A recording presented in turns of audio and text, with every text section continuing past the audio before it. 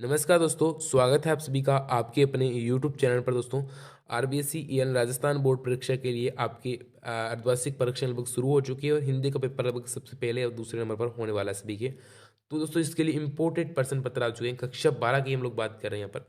कक्षा 12 के हिंदी अनिवार्य विषय का बिल्कुल एकदम हल सहित प्रश्न पत्र हम लोग लेकर आ चुके हैं, जो कि बिल्कुल इंपॉर्टेंट है और अर्धवार्षिक परीक्षा में बिल्कुल आपके 100% आने वाला है। ठीक है, 3 घंटे 15 मिनट का इस बार आपके समय रहने वाला है और 70 नंबर का ये आपके पेपर रहेगा।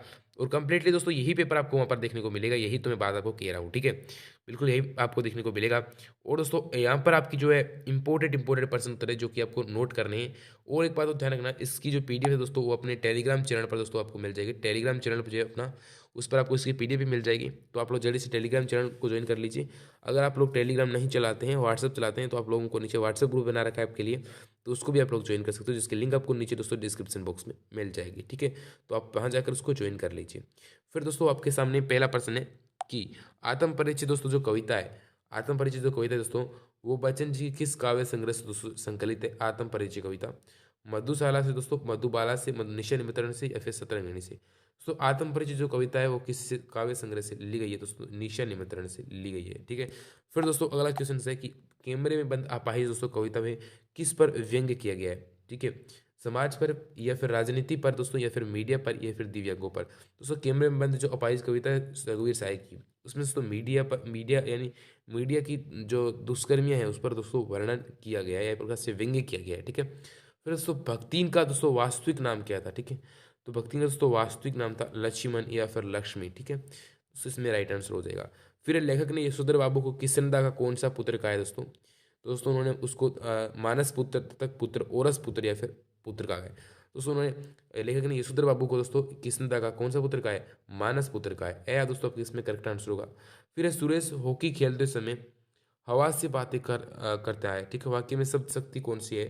दोस्तों इसका लक्षण जो है शब्द शक्ति है। ठीक है, फिर दोस्तों आपके इंपोर्टेंट क्वेश्चन है कि अखबार, पत्रिकाएं, पुस्तकें आदि आदि आदि भाषा का माध्यम है। किसका माध्यम है दोस्तों? यहाँ पर आपके दोस्तों भाषा का माध्यम है, भाषा इसमें आंसर हो जाएगा। फिर एक सीमित क्षेत्र में बोले जाने वाली भाषा के स्थानीय स्वरूप को दोस्तों हम लोग क्या कहते हैं? बोली कहते हैं। ठीक है, बोली यहाँ पर इंपोर्टेंट राइट आंसर हो जाएगा। फिर है हिंदी भाषा की लिपि दोस्तों, यहाँ पर आप लोग लिख दोगे जो 8वें में दोस्तों आपका राइट आंसर आप लोग लिख दोगे देवनागरी। ठीक है दोस्तों, देवनागरी जो यहाँ पर राइट आंसर हो जाएगा।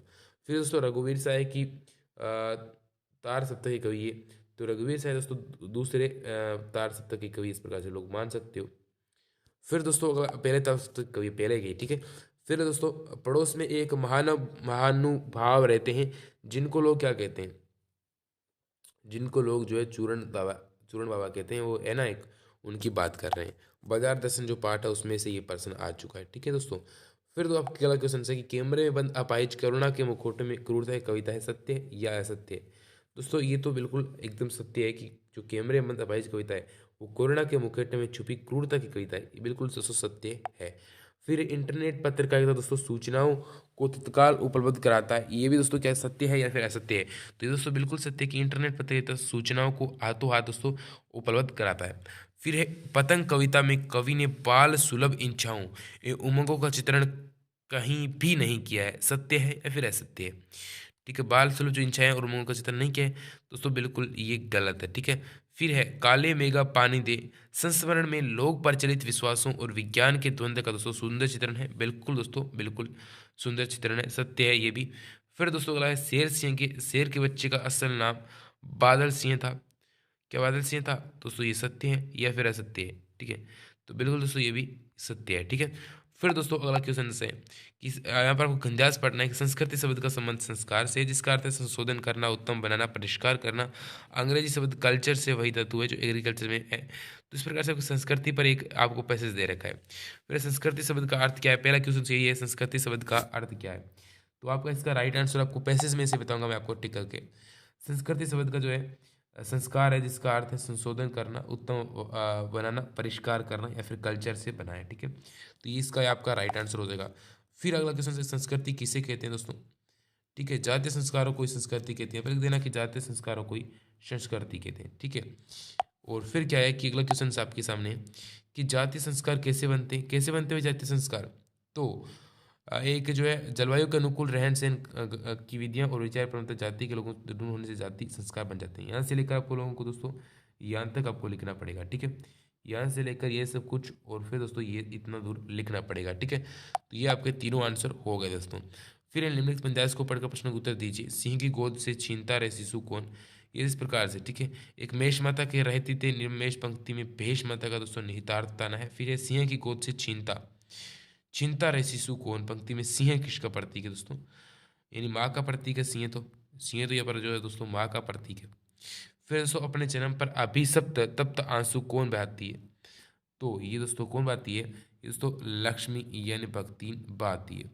फिर दोस्तों अगला क्वेश्चन है कि कैमरे में बंद अपाहिज कविता के दोस्तों कविता में जो है व्यंग्य पर आप लोगों को टिप्पणी करनी है कि कैमरे में बंद अपाहिज कविता में किस प्रकार से व्यंग्य हुआ, कि आजकल मीडिया कर्मियों का क्या काम रह गया है उसके बारे में भी हम लोगों ने बात की थी। तो कैमरे में बंद अपाहिज कविता ये भी आपके इंपॉर्टेंट पर्सन है, ठीक है। दिन जल्दी जल्दी ढलता है में कवि ने किस सत्य का उद्घाटन किया है, ठीक है। फिर अगला है कवि आलोक धनवा ने अपनी कविता पतंग बच्चे के मन की तुलना कपास से क्यों की है? पतंग में बच्चे की मन की तुलना है वो कपास से क्यों की है? यानी जो बच्चे का मन है वो बहुत कोमल होता है, ठीक है। बाजार दर्शन के आधार पर पैसे की व्यंग्य शक्ति उदाहरण आपको समझानी है। पूरे पाठ का एक उदाहरण देते हुए इसको समझानी है, जो कि जिनेंद्र कुमार का पाठ है। फिर है हलधर के प्रिय है सदा केशव और किसान, पंक्ति में निहित अलंकार को आप लोगों को स्पष्ट करना है, ठीक है। तो ये भी आपके 2 नंबर का प्रश्न हो जाएगा दोस्तों। फिर ठीक है, मेरे मन में कहा ठीक बाजार आमंत्रित करता है आओ मुझे लूटो, इस प्रकार से बाजार के ऊपर है।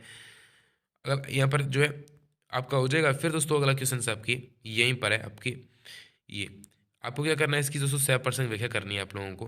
फिर है भक्तिन पाठ के दोस्तों आधार पर भक्तिन की जो चरित्र दोस्तों चित्रण है भक्तिन का, ठीक है। भक्तिन के दोस्तों चरित्र का वर्णन आप लोगों को करना होगा कि भक्तिन पाठ के आधार पर भक्तिन का जो दोस्तों चरित्र चित्रण आप लोगों को करना है। फिर सिल्वर वेडिंग वर्तमान युग में बदलते जीवन की मूल्यों की कहानी है, उदाहरण आप लोगों को समझानी है। सिल्वर वेडिंग जिसमें यशोधरा बाबू है, ठीक है। और ये भक्तिन के आधार पर आपको भक्तिन के दोस्तों चरित्र चित्रण भी आप लोगों को करना होगा। फिर दोस्तों अगला क्वेश्चन से कवि हरिवंश राय बच्चन के कर्तृत्व एवं व्यक्तित्व पर दोस्तों प्रकाश डालना है आप लोगों को। क्या इसका कर्तृत्व है और क्या दोस्तों इसका जो व्यक्तित्व है, ठीक है। कविता के बहाने दोस्तों कविता का आपको सौंदर्य सारांश में आप लोगों को लिखना है।